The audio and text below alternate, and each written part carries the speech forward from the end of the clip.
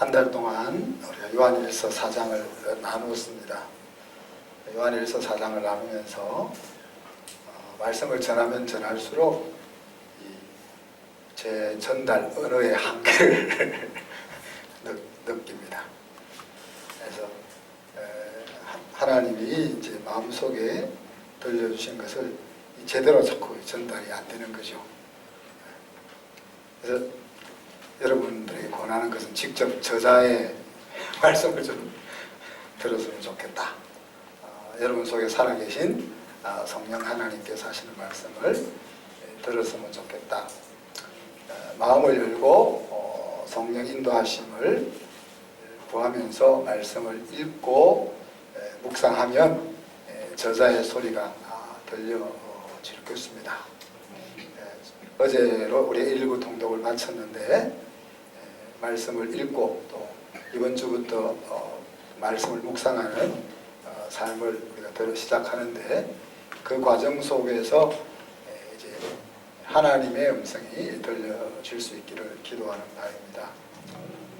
그래서 우리 한 10년 내에 말씀을 성경의 중요한 부분들을 다 큐티로 묵상하는 그것이 이제 우리 성도들의 목표입니다. 그죠? 그리고 매년 한 번씩 우리가 성경의 숲을 보는 것이 우리의 목표입니다.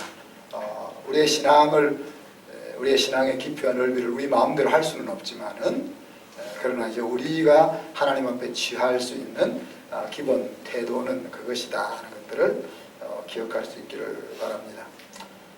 말씀을 통해서 사랑이 얼마나 우리를 위로하고 사랑이 우리를 얼마나 힘있게 하고 사랑이 얼마나 서로 사랑할 만하게 하는지 하는 걸 제가 많이 외쳤죠. 큰 소리로 외치기도 하고 안타까운 마음으로 외치기도 했는데, 근데 말씀을 듣는 여러분의 입장에서는 어떨까 하는 것들을 좀 생각해 보았습니다.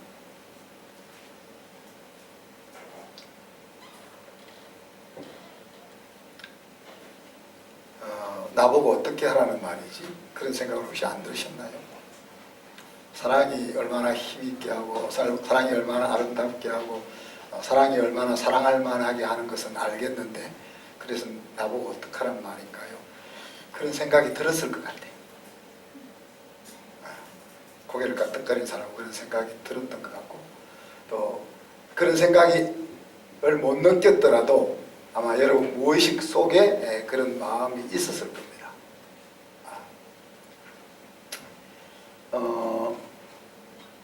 힘을 빼고 물에 몸을 맡기세요.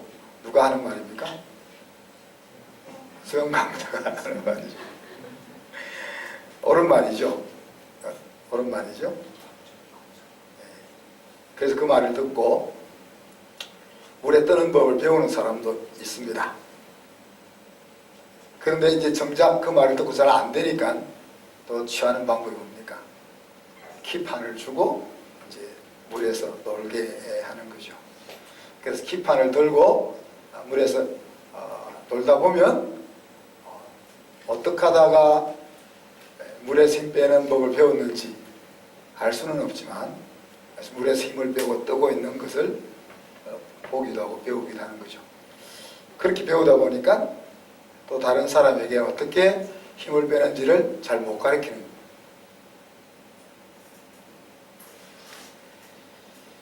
거예요. 뭐 우리가 만약에 해군에 지원을 한다 우리 아이들이 그러면은 그렇게 가르치지 않죠.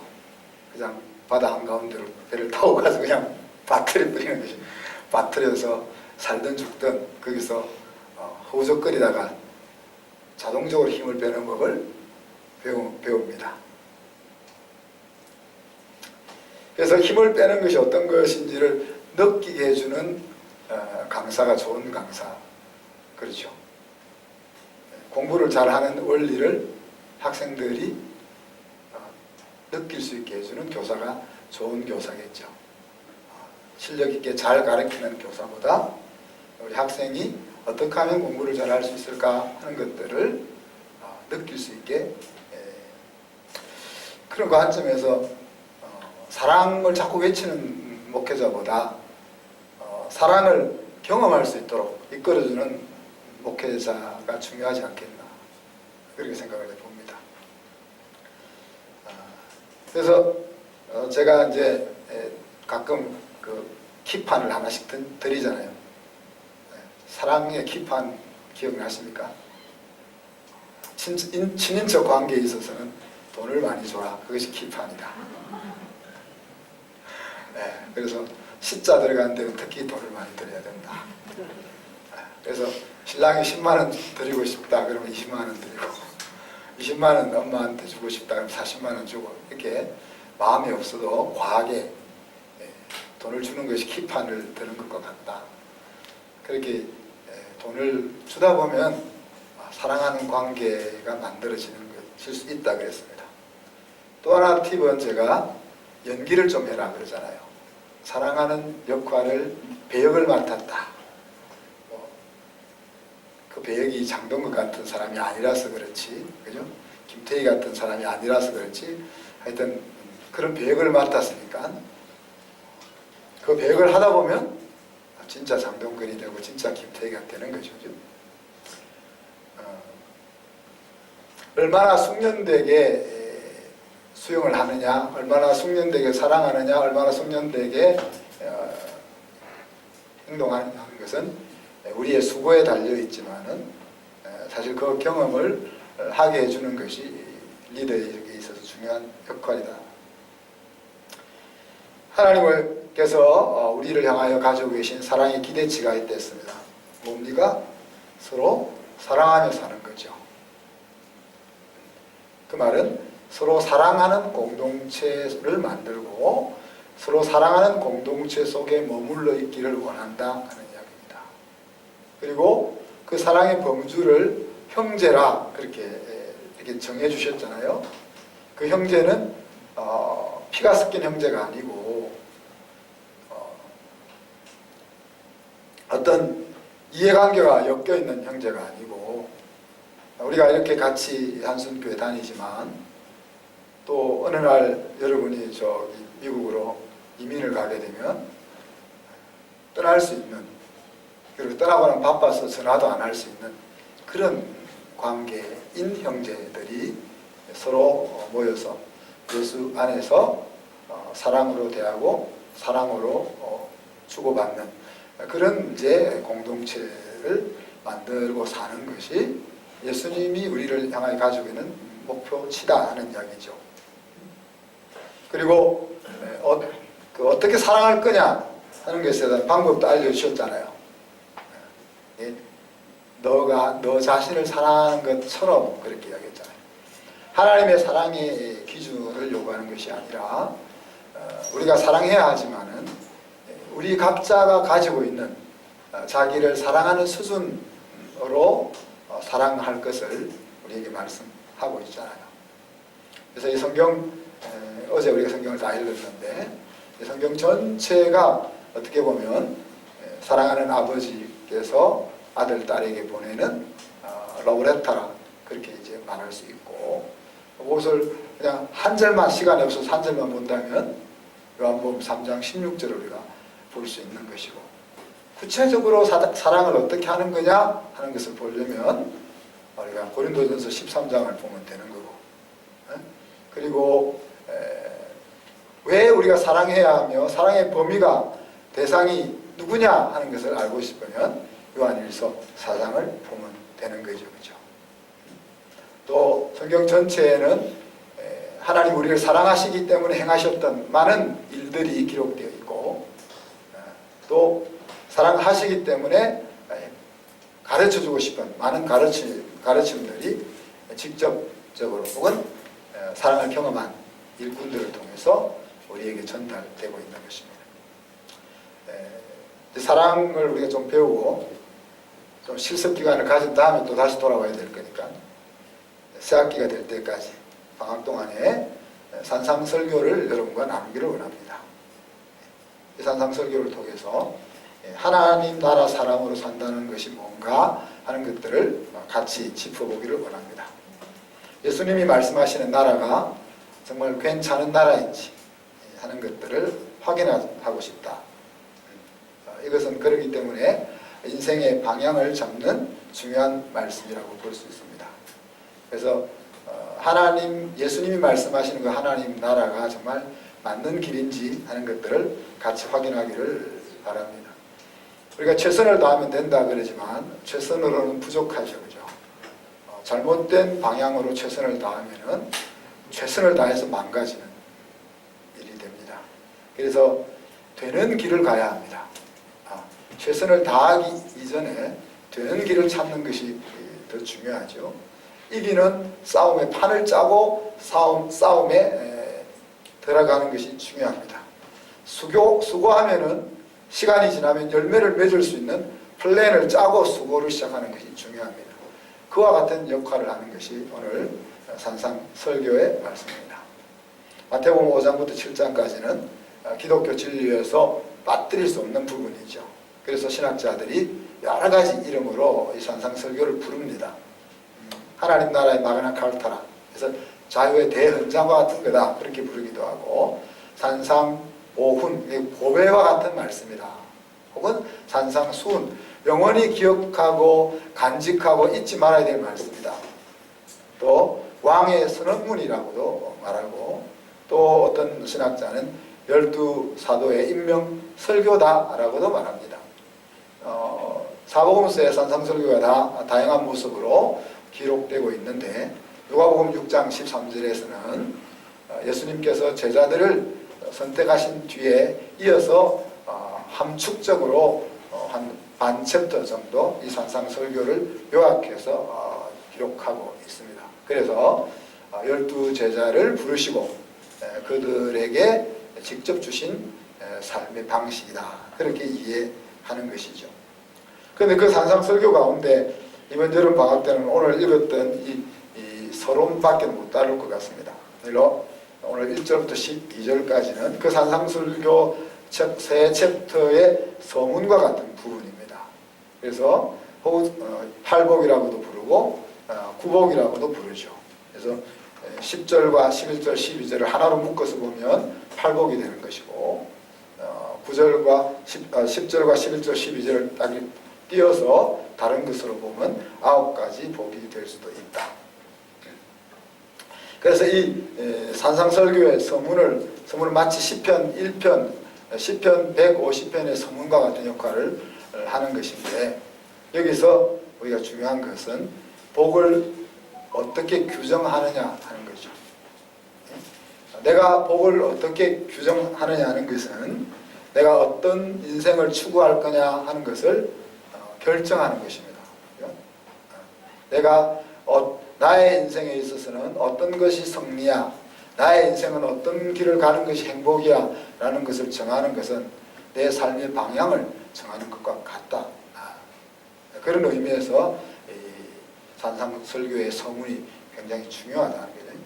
또 한 가지 생각해 볼 것은 이 복은 앞으로 이루어질 것에 대한 바람이나 예언적인 측면보다는 현재 그러하고 또 앞으로 완성될 그런 의미가 있다는 거예요. 그래서 심령이 가난한 자는 복이 있나니 천국이 그들의 것이며, 이렇게 번역을 했지만은 좀 더 정확하게 번역하자면 심령이 가난한 자의 복이여 천국이 너희의 것이구나, 이렇게 이제 번역하면 더 좋을 것 같아요. 더 잘 이해가 되기 쉽다는 거예요. 애통하는 자의 복이여 너희에게 위로가 있을 거다, 이렇게 이제 우리가 번역하는 것이 좋다는 이야기입니다. 그래서 그냥 행복이란 어떤 추상적인 느낌, 행복감 이런 것이 아니라 성도의 실제 생활 속에서 일어나고 있는 감격, 그것을 말하고 있다. 예수님을 믿는 신앙이라는 것이 그런 것이죠. 장차 천국 가서 누릴 그 행복만을 바라보며 가는 것이 아니고, 천국에 들어갈 인생이라면 이 땅에 발을 딛고 사는 동안에도 그 천국을 누리며 맛보며 사는 것이 신앙이다.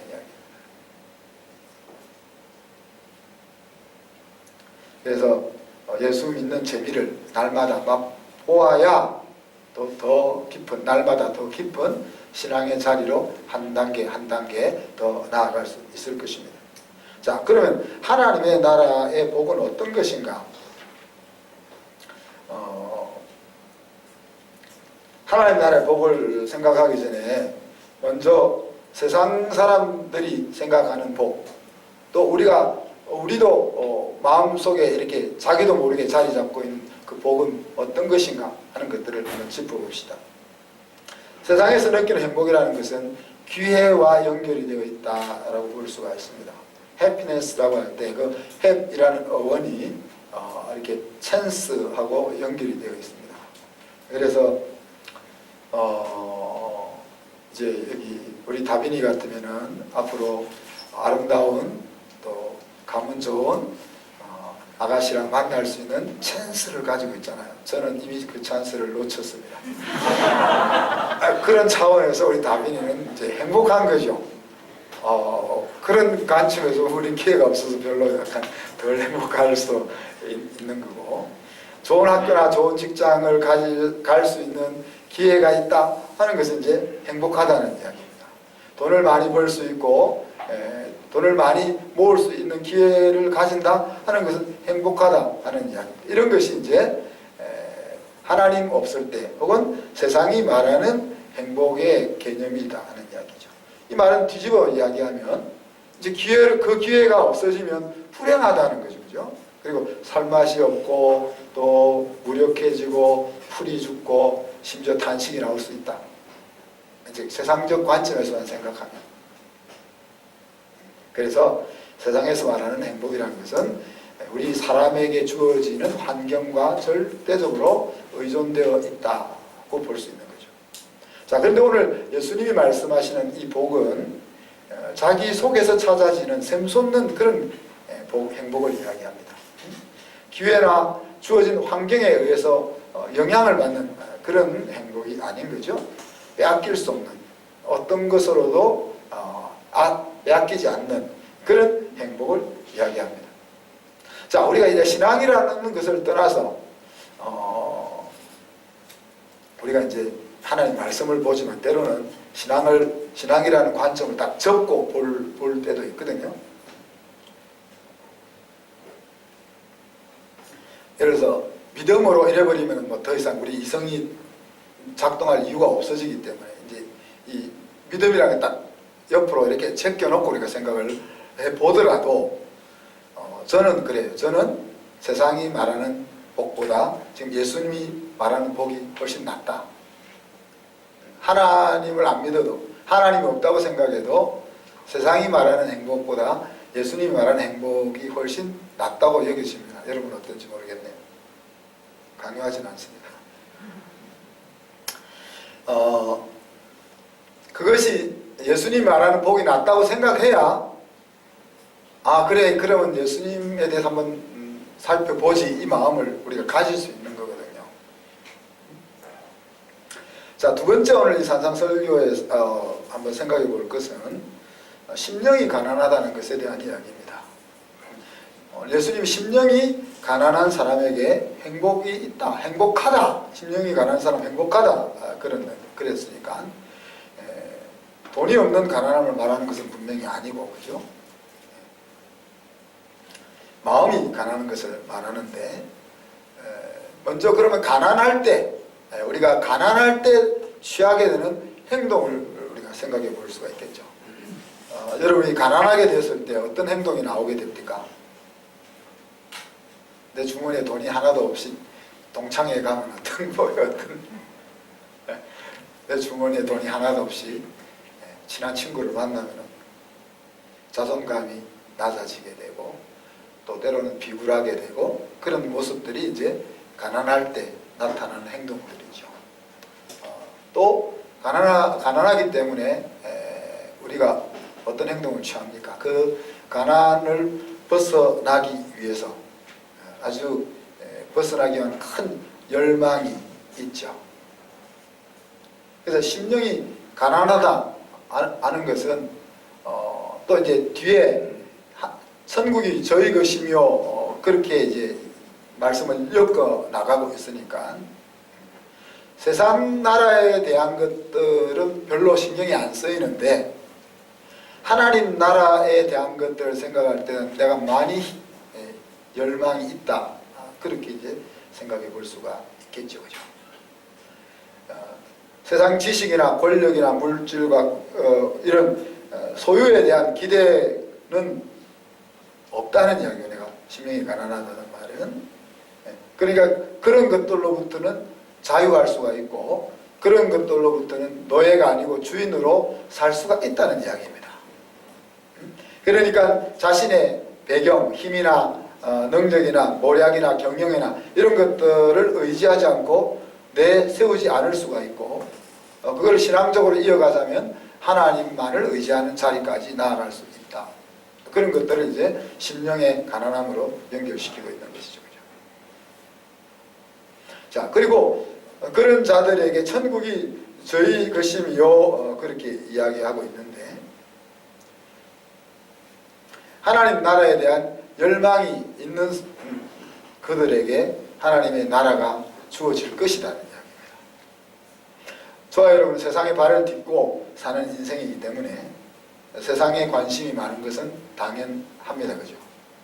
그렇지만 세상에서의 부유함에서 관심을 돌려 영원한 나라에 관심을 기울이게 되는 것이 심령이 가난한 인생이다 하는 이야기죠. 이 세상을 살면서 이런 사고 구조를 가질 수 있다는 것은 저는 은혜라고 생각합니다. 그렇지 않습니까? 네. 돈이 힘으로 나타나고 내 지식이 내 능력으로 나타나는 이런 세상에서 야 그거는 나 상관없어. 그거는 상관없고 하나님 나라에 가난한 것은 나 안 돼. 이런 마음의 구조를 가진다는 것은 그냥 가져지는 것이 아니라고 생각합니다. 이런 사람들을 위해서 천국이 준비되어 있다라고 예수님은 말씀하십니다. 이미 하나님께서 천국을 준비해 놓으셨지만은 그것을 누릴 사람은 따로 있다는 말씀이고 제자들에게 너희들이 그런 천국을 누리며 살기를 원한다 그런 마음이 이 설교 속에 담겨 있는 거죠. 천국은 하나님이 왕이 되어 다스리는 나라입니다. 근데 여러분은 천국이 좋으신가요? 네. 왜 좋으신가요? 하나님 다스리면 깝깝하지 않나요? 짚어봐야 합니다. 천국, 지옥보다 훨씬 이미지도 좋잖아요, 그죠?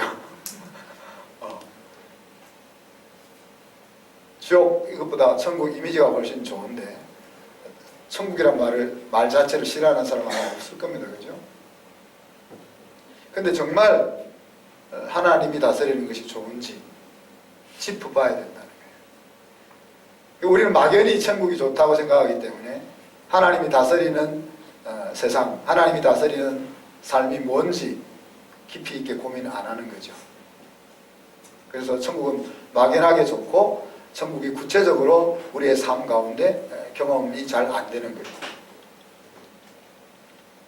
사람이 다스리는 나라가 이제 천국이 좋으냐를 우리 확인하기 위해서 사람이 다스리는 나라와 하나님이 다스리는 나라를 따로 한번 생각해 보면 도움이 됩니다. 왕이라는 제도는 하나님이 사선으로 주신 정치 시스템이죠. 하나님이 사무엘을 통해서 사울을 왕으로 세우시면서도 그 왕 정치 가운데서도 하나님을 왕으로 섬기며 사는 것을 기대하고 바랬다는 사실을 우리가 기억하게 됩니다. 저와 여러분은 사람이 다스리는 나라들을 수천 년 역사를 통해서 보아왔습니다. 그리고 지금도 보고 있습니다. 전 세계 한 240여 나라가 크고 작은 나라가 있다고 그러는데 그 나라들은 대부분 사람이 다스리는 나라입니다. 국회가 열릴 때 주기도문을 하고 국회를 여는 호주도 하나님이 다스리는 나라가 아니고 사람이 다스리는 나라고, I trust in God 이라고 대통령이 취임할 때 성경에 손을 얹고 맹세하고, 돈에 우리는 하나님 안에서 우리를 서로 신뢰한다라고 그렇게 고백하는 미국도 하나님이 다스린 나라가 아니고 사람이 다스린 나라입니다. 그래서 사람이 다스린 나라가 어떠한지는 수천 년 역사를 통해서 우리가 너무 잘 알고 있습니다. 사람의 나라를 다스린 나라를 내가 정리해 보니까 상식이 통하지 않는 나라 같아요.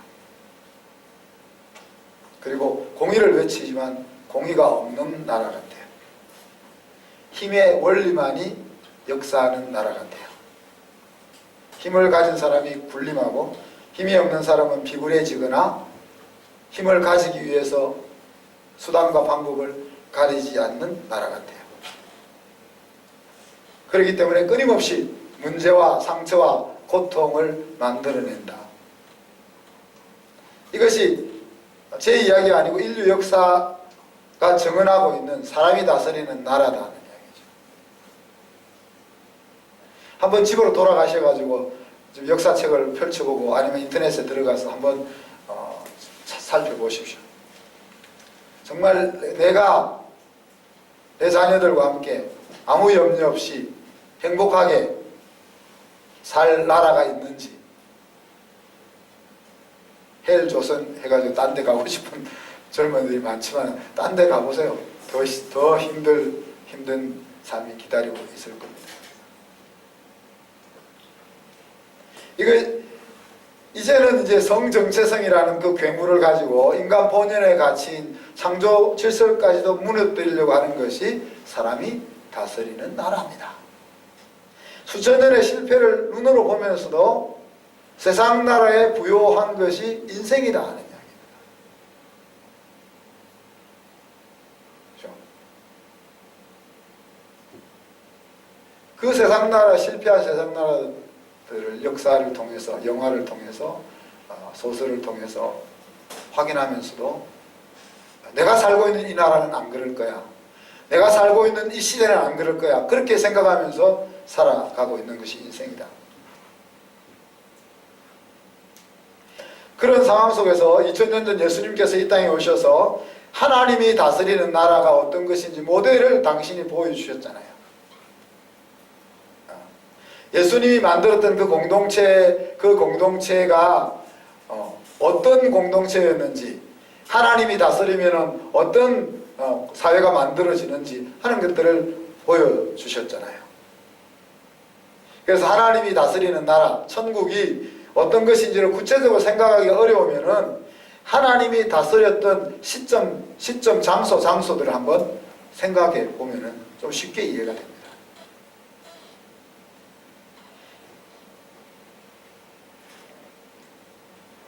세상을 하나님 처음 만들었을 때 아담과 하와가 서로 벌거벗고 살았지만 서로 부끄러워하지 않았다 그랬습니다. 자기 몸이니까 안 부끄러운 거죠. 자기 몸 샤워하면서 자기 몸을 보면서 어이 창피해, 그런 사람 아무도 없잖아요. 네.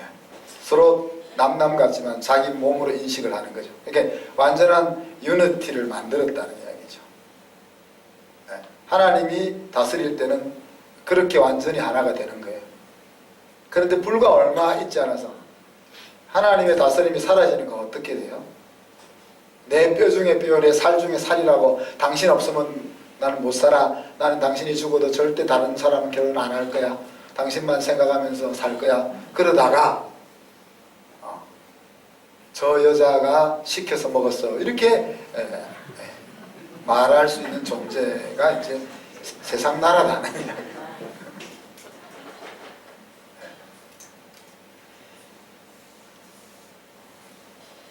주변의 사람들이 생각하는 것이 항상 악한 그런 상황 속에서 하나님의 다스림 속에 있으면은 노아처럼 하나님과 동행할 수 있는 것이 하나님의 나라입니다. 앞길을 모르는 그 길을 길을 향하여 발길을 내디디는 것이 얼마나 힘든지 우리가 알지 않습니까? 예. 정해지지 않은 길을 간다는 것이 얼마나 힘든지 알지 않습니까? 그런데 아브라함처럼 갈 바를 알지 못해도 그냥 가라 하는 말만 듣고 발을 내디딜 수 있는 곳이 하나님의 나라인 거죠. 그죠?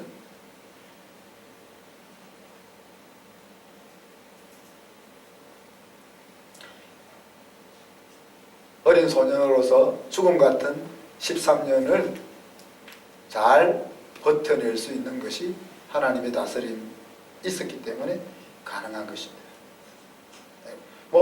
여러분이 한번 찾아보십시오. 성경 속에 하나님의 다스림이 있을 때 어떤 일들이 일어날 수 있었는지, 또 어떤 사회가 만들어졌었는지, 그런 것들을 살펴보면 우리가 세상 나라와 하나님의 나라에 대해서 조금 더 피상적이 아니고 구체적으로 생각해 볼 수가 있다는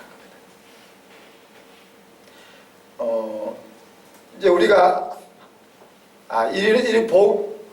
하나님이 이런 복을 주시니까 우리가 하나님을 믿어야지, 이렇게 하나님을 믿으러 잘 나오지는 않습니다. 물론 이제 그렇게 나오시는 분들도 계시겠죠, 그죠? 저 같은 경우는 하나님의 사랑을 깨닫고 나서 하나님 안으로 들어와서 하나님이 하시는 말씀을 듣다 보니까 복이 무엇인지가 내 마음속에 들리게 되고 사랑이 무엇인지가 깨달아지게 되는 겁니다. 자, 앞에서도 이야기한 것처럼 우리가 그래서 하나님에 대한 신앙을 전제로 하지 말고 하나님이 다스리는 나라와 세상이 다스리는 나라, 이 두 모델 중에 어느 모델이 소망이 있는지 하는 것에 대해서 우리가 바로 판단하고 우리의 인생의 방향을 잡아야 하지 않느냐 하는 이야기입니다. 사랑하는 성도 여러분, 하나님이 아니라도 부족함이 없다라고 생각이 들면은 여러분 아직 부자라는 거죠, 그죠? 지식이나 권력이나 경험이나 물질을 자꾸 내세우게 되면은 부자라는 의미입니다. 하나님을 섬기면서도 자기가 자꾸 드러나게 되면 부자라는 겁니다. 하나님이 아닌 그 무엇에 계속 기대를 걸려고 하면 부자라는 이야기입니다. 죄송한 말이지만은 이런 부자들에게는 천국이 소용이 없다는 거죠. 우리의 심령이 어떻게 가난해질 수가 있을까? 앞에서 언급했듯이 이것은 전적 하나님의 은혜라 여겨집니다. 그래서 저는 여러분의 마음을 가난하게 제가 만들어줄 수는 없고, 그래서 여러분의 마음이 가난해지기를 기도하는 거죠. 여러분 또 해야 될 일이 있다면 여러분이 아끼고 사랑하는 사람, 그 사람이 마음이 가난해져서 천국을 자기 것으로 가지며 살 수 있도록 기도해야 될 것입니다. 심령이 가난해지기 위해서는 하나님의 것이 크게 보여야 합니다. 내가 가지고 있는 것이 커 보이는 것이 아니라, 내가 얻고자 하는 것이 커 보이는 것이 아니라 하나님이 커 보여야 합니다. 그래서 제가 여러분을 위해서 영원한 것을 볼 수 있도록 기도하는, 여러분은 진지하게 정말 생각해 보셔야 됩니다. 하나님이 크신지 아니면 세상이 큰지 하는 것들을 진지하게 고민해 봐야 됩니다. 반면에 또 내 것이 작게 보여야 하죠. 내 것이 작게 보여요. 하나님 우리를 만물의 영장으로 만드셨지만 또 한 측면은 풀의 꽃과 같은, 덜에 핀 꽃과 같은, 덜풀 같은 한계를 가지고 있는, 어떻게 보면 아무것도 아닌 그런 존재라는 것을 우리가 기억해야 합니다. 그래서 우리는 사람과 우리 인생을 비교하려고 하지 말아야 돼요. 사람과 나를 비교하려고 할 때 나보다 부족한 사람 앞에 가게 되면 나는 우쭐거리게 되고, 또 나보다 좀 나은 사람 앞에 가게 되면 마음이 상하게 되는 거죠. 그래서 우리를 비교하려면 우리는 절대이신 하나님 앞으로 우리를 가지고 나가서 하나님 앞에 나를 견주어 보아야 한다는 이야기입니다. 또한 우리에게 주어져 있는 환경의 교훈을 여러분이 잘 받기를 원합니다. 여러분의 삶 가운데 지금 무엇인가가 부족하다면 물질이 부족할 수도 있고 건강이 부족할 수도 있고 재주가 부족할 수도 있고 자식이 부족할 수도 있고 무언가가 부족하다면 그로 인해서 하나님께 기대를 걸 수 있기를 바랍니다. 또 여러분의 환경을 하나님이 풍족하게 해주셨다면 그것을 주신 하나님을 생각하고 그 주신 풍요를 계속 누릴 수 있는 길이 무엇인지를 생각할 수 있기를 바랍니다. 오늘 산상설교의 이 서론은 우리의 인생의 방향을 수고하면 승리할 수 있는 방향으로 놓을 것이냐 말 것이냐 하는 것에 대한 말씀입니다. 그 중에 우리가 첫 번째 한 가지를 생각해 보죠. 마음이 가난한. 그래서 세상에 대한 열망을 가지고 사는 것이 아니라 하나님의 영원한 것에 대한 열망을 가지고 사는 것을 통해서 세상이 빼앗아갈 수 없는 그 하나님의 나라의 복을 가지고 누리며 살 수 있기를 주님의 이름으로 축복합니다. 이 시간 말씀 생각하면서 1, 2분 동안 기도합시다. 하나님, 가난한 마음을 가지고 살아갈 수 있게 주시옵소서. 같이 한번 기도하겠습니다.